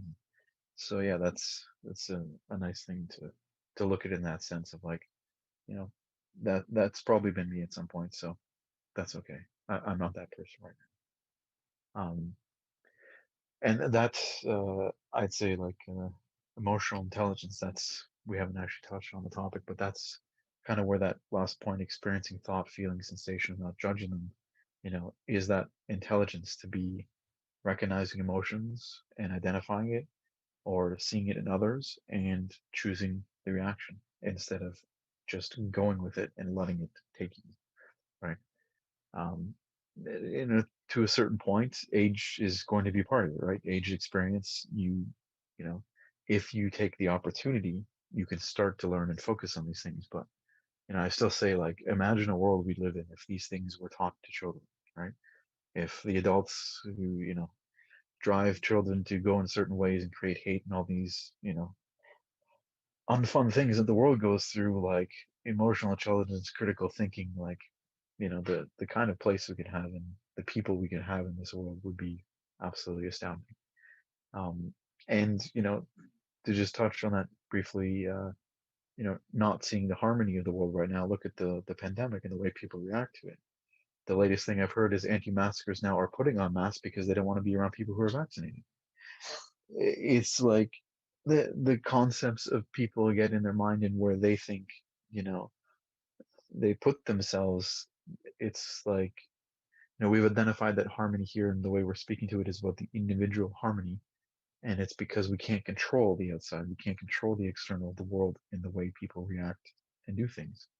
So, you know, we see the lack of harmony in other people. And very often it's very easy. You can go online at any moment, any social media, you're going to be finding people and people expressing themselves in ways that is, unharmonious, disharmonious to the way that they probably are or would like to be. But they they let themselves stay in that point, or they stay a victim, or they let things affect them too much. And you know again, I'd say many of us at some point have been there, and being able to be in a better place to say that's not me anymore, and I don't want to be that again, is a very powerful thing. Um, Brigance, if you have something on this point in not finding harmony, and again with some of the earlier hardships you had in life when you mentioned starting the meditation, um, the struggles you had earlier there, what was it like, not having that harmony back then and versus now? You know what? I really like the phrase which Rara just said. Like, where am I in those people or whatever it's been doing? Because it's just like I find in those times and moments you sit quietly and you just whatever you hurt, you cry, you just victim, and you just say, "Poor me!" Like, why it's all happened to me? And you're looking back and you kind of just going down spiral. And I think in those moments, all the things whatever happened in my life, not having harmony, it's really lack of being fully present. Like really, I find it's like every moment is beautiful in day. Like you can just take a look and say, oh my gosh, like this is either beautiful or bad. But I think most of it, it's perfect. It's like like I think over the years learned to appreciate small things like well, I'm grateful I can breathe. I'm grateful I can walk. I'm grateful I can see the things and just like do the things while others they don't have this ability, right? So, and I remember in the early years, like most of the struggles is just kind of like superficial. Like you're looking at the things and you're kind of laughing about the things that I used to complain right now and say how it's even makes sense. Yeah, It's just like how it's even like back in time you thought, oh, this is tough. My life is tough, and like a good example we just um KC brought Dr. Baum, right? So like we had call a few weeks ago and we were all talking about our toughness life and COVID, and the man is working in ICUs for this time right now where people die every day. And we were just talking and saying, oh, just checking in, how are you doing? And he said, well, today one man died literally in my hands, right? So just like he came in 15 minutes, he was gone, right? So, and the nurse from one side, me from the other side, holding his hand, and he only had a chance to Zoom call his family to say a few words, and he was gone, right? And you think into your like through your days, like, oh, your life is tough, really? It's like, and I think what I've learned to appreciate is yeah, like gratitude, right? So gratitude and this presence. If I'm present in the day, if I'm grateful for those little things, and learn how to appreciate them, like those little moments, and don't take all the things personal, like the other people, the cars who cut at you, or just like the person who said their things, or like anti-maskers or pro-maskers or whoever, and just say, listen, I'm sure everybody is fighting their own battle, and I'm sure there's everything has a space and time, and I'm sure there is an explanation which I don't see at my level where I am, and be okay with it, being fully present to this moment and say, okay, like currently there is nothing wrong with this, and might be fine with what's right with this moment. And I think that's just what changed for me over the years, and that what makes the huge difference today world, where helps me to stay on the track and just help me to stay more mindful and grateful to every day, right? So like instead of just, as I said, bitching and complaining and finding another reason what else is wrong, Yeah. Yeah, so that's what I have to add to this, and I think lots of amazing points already been mentioned. Yeah, I like what you said there about, what's right or wrong in this situation, because there's, humans are so good at trying to make things black and white and like good and evil and like this just like dichotomy of like everything has to be one side or the other, when all life is in the middle. All things are gray, all things are, good and bad. And morality is truly a human concept, but it's the sense of like, is this adding or removing suffering, right? Is this adding to suffering by me reacting poorly, or is it reducing suffering, right? If the person, Casey, your situation, it's the situation. What are they going through in their life that we don't know about, right? And, maybe it's a duplicitous act and something that's unsavory, but what got them there? They didn't just end up there. Nobody just ends up at a situation, a poor situation, and didn't have dominoes that, got them to that point, right? Look at the NWA, and those guys and the paths they've gone in their career to get where they are. They start, with dealing with a lot of stuff to get out of that situation and into something different, right? So, yeah, the reaction, I know, definitely is a big part of it. Go back to you for a minute, Robert, and just any other thoughts you have on this. And you know, uh, I'm happy to hear that you've adopted a better lifestyle, that you're enjoying and seeing that difference, and it's giving you some drive again. But over time, like, do you notice a difference when you're focused on these things, whether it's the lifestyle change or just some form of meditation or daily practice, versus when you kind of like let that go by the wayside? And yeah. Mm. Right. I'm pretty diligent about that in terms of taking time to meditate and to think. And I do things like take care of my face with this, quartz stone. And I do these things throughout the day. I am always aware of my self-care. Always and never are not great words to use, but if I couldn't imagine a day without that, because I set myself up to be like that. There were times in my life where I just couldn't, because I was either raising a kid or it was something was happening. But over the years and right now, at this point in our lives, we make it a real point to meditate, breathe, walk, work, play. And when something comes at me, I think about trading it with someone. So I'll just give you an example, because this was a really big shift for me. Everybody has problems with family. So I had a problem with my daughter, and I was just looking at it like, yeah, that could be me, and I get it. And I watched her in pain. And one day I went over to her and I said, we're going to trade this anger that you have. And I had something that she wanted. It was tangible. I said, I'm going to give this to you, and you're going to give me that pain that you have. And I'm going to get rid of it for you. But we're going to trade this, because I'm watching you suffer for like a year. And I'm not able to help you. And if I'm not part of the solution, and maybe I'm part of the problem, so let me see if I can come in here and shift this for you. So I gave her this. It was actually a stone. And she said, what's the value? And I said, well, it depends on the buyer, right? So I said, I need to trust you. I need someone to trust, and I trust you. Can I give you this to hold on to it for me? And can you give me all your anger? Can you give me what is paining you right now? Can you make a trade? If I put this physical thing in your hand, can you give me that emotion so that we can release it, and I will get rid of it? And she said, I don't know, I'm pretty angry, I'm pretty upset, I'm pretty mad at life. I said, it's up to you. Can you give that back? Give it back. You could keep it, but I'm willing to give you this. I need to trust you, which I do, with this for me. But in order for you to take this, let go of the anger. Anyway, we did this. And she has a lot of faith in me, obviously.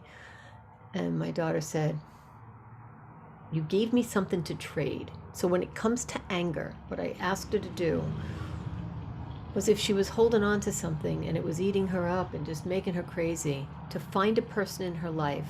If this time it was me, it could be someone else, Find a person in her life that would understand it so that there would be a release. So when it comes to meditation and observation and stepping in and understanding that that could be me in that terrible act that somebody is doing, or I'm there for a reason. What is the reason?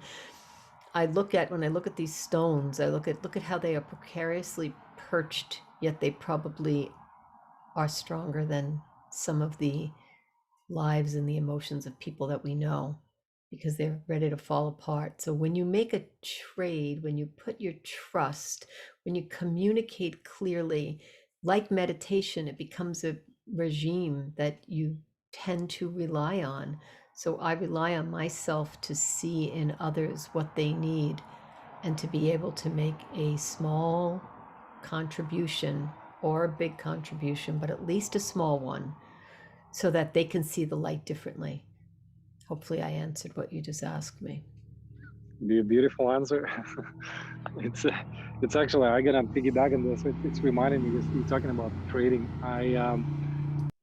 I remember for myself, it was just really black and white, right? So just growing up in this German mentality where it's like only this way or this way, and just resisting idea of change. Like, well, like life is consistently changing. I had conversation with somebody recently who said, well, like, just I want everybody, like, I want everything kind of just stay more stable and the same. And that's just, I remember the trade I was doing, like when I was just moving to Canada, I was like, oh, like, I don't want just the black and white. I'm like trading this idea that it could be great a little bit, and it's okay with changing the things. And it gave me a little bit more deeper meaning, like where, talking about mindfulness, allow things to change, where before, like, all this suffering would come from resisting to change, or like, oh, this is adjusted, oh, this is not okay, this is like, if somebody just almost like taking something from me. I don't know, just as I was listening to you, like, it just kind of got more to me, that's what it is. I think, well, over the years, the lesson is just the change is okay, change is part of our life, and just trading certain things, like where we get used to believe in certain way. And that's great. That's great gift. Yeah, we had the talk on risk versus stability, right? And we came out to the conclusion that stability is being able to manipulate and stay stable with whatever's happening. It's not being rigid like your former German upbringing kind of gave you, right? You had that rigidity to say, have to be this. This is what stability is, versus like, oh no, stability is like, a gyro camera where it's like you put it any direction you want. Guess what? The camera hasn't moved. It's stable. That's what stability is in disguise. Um, Wow, it's a good but yeah, analogy. so great talk, great insights as always. And to wrap things up here, again, cutting to the time, just like to get some final insights. What you can take away from today's talk, and throw it back over to you, Mr. KC, on this talk today. And what comes up for you, man? Well, I guess before this talk, I didn't really think of it too much about how the new practices that I've kind of incorporated into my life, how these new I didn't really put it all together on how well this is working out for me.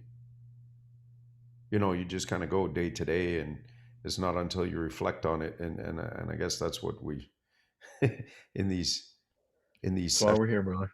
and the idea that Alex kind of describes for me, this is what you're experiencing, and yeah, peace is the right word for it. And you kind of, Sean, turn around and say, oh yeah, and don't forget, this is what's come back into your life in the past couple of months. So the idea that this these sessions, these meetups that we have, these especially when we have other folks coming in, rah rah, jumping in, and uh, adding such a different element for me to be able to appreciate things and look at things from a different perspective and in a different light. I think that if it wasn't for this, I wouldn't have realized exactly what it is that was happening. So my takeaway is that y'all have kind of put my life in focus here.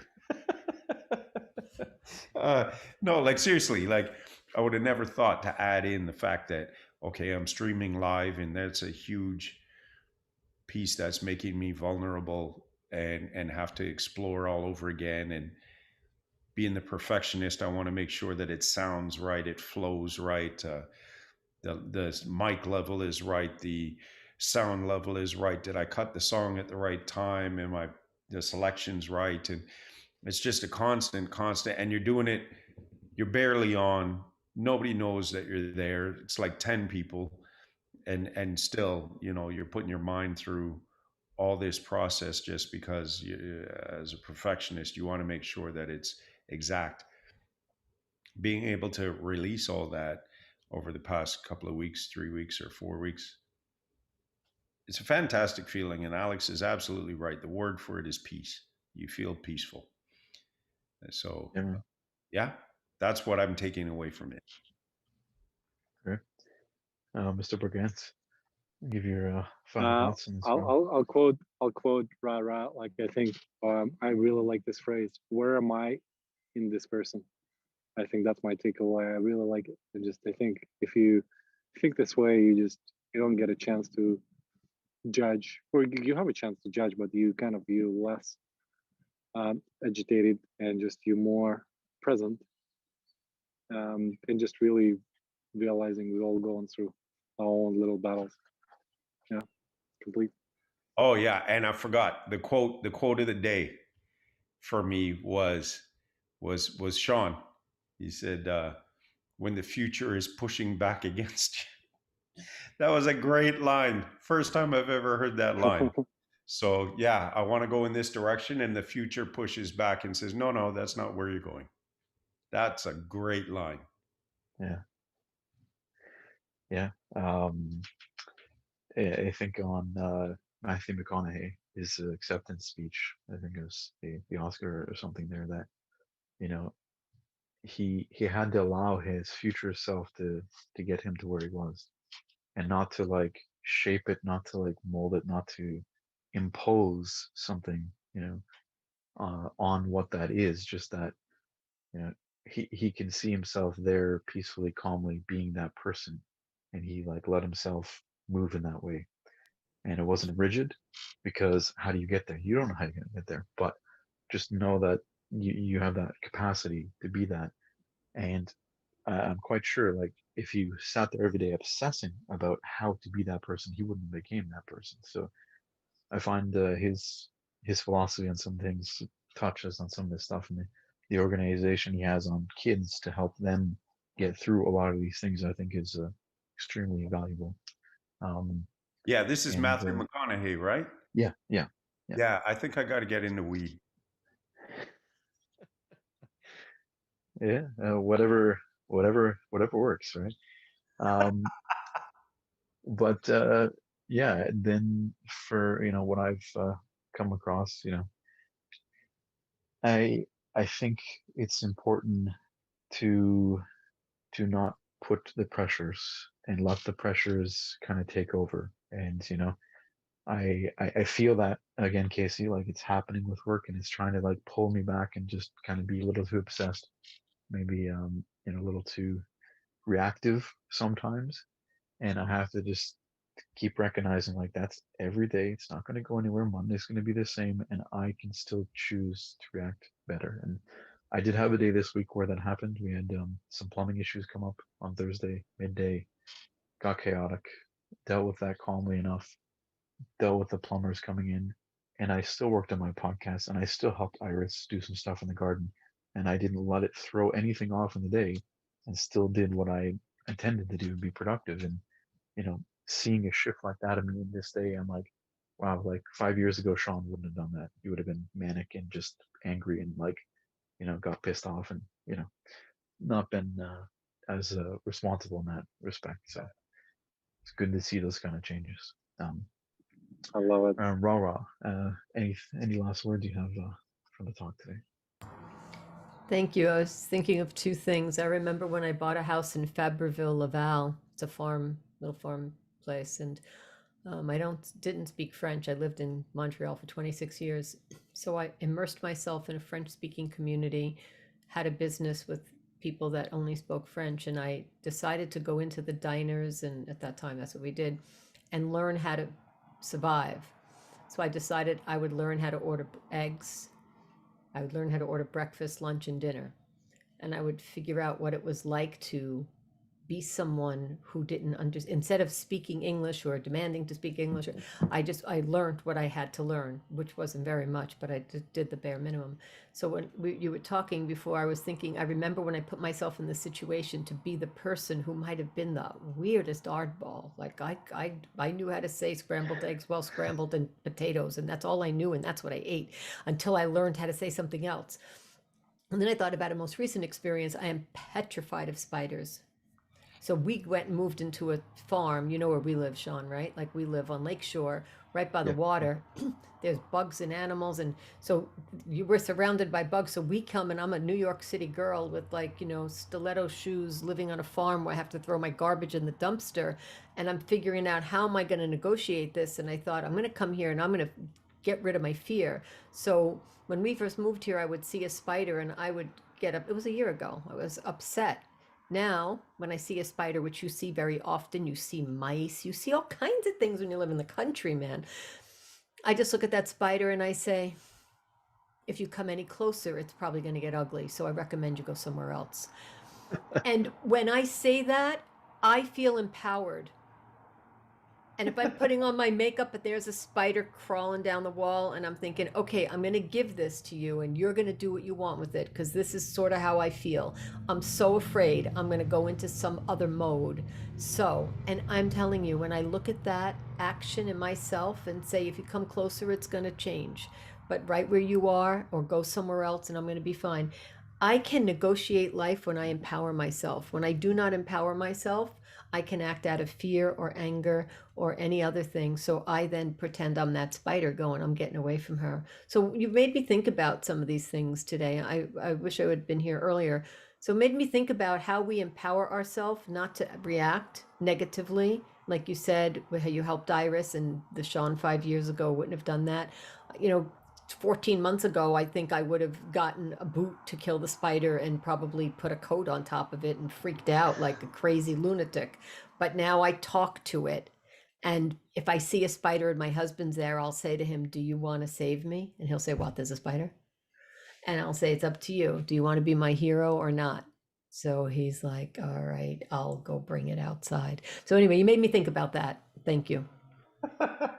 I think that's really powerful because we didn't actually touch on phobias, but the way phobias are a very real thing, right? And it's not something you can inherently deal with because it's almost initially an uncontrollable reaction to something, right? It's a psychological thing we're dealing with that you kind of lose some control and you react.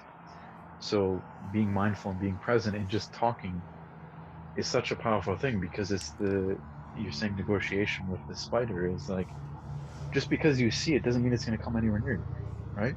And it's that instant reaction. It's like, oh god, this spider. Oh god, what is it going to do? Is it going to, It's like that fears that just drive us so easily when it's like nothing happens sometimes. More often than not, nothing happens. And yes, imagine a world where we could react like that to each other, not overreact. It'd be marvelous. But leading into that, so upcoming talk we have for next month, I very hope we can have you back, Rara, is on gratitude, I will how be we here. treat others and ourselves.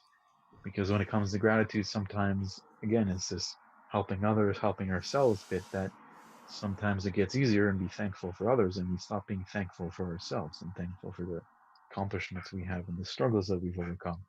And given mindfulness and the talk today, it felt like a very natural segue. So yeah, we're gonna have it on Saturday, June 12th, and we're gonna continue with the 10:30 to 12:30. And I think the 9:30 is a bit too early for some folks, so they don't they don't wake up in time to be on the meeting. But yeah, we'll be back to put that time for next month. So I have a great story to share then in June with you about gratitude. So thank you for inviting me. yeah, Nice. awesome. All right. thank you for your time, and yeah, have yourself a pleasant afternoon, everyone. You too. Good to see you, Sean. Good to see you, Kate.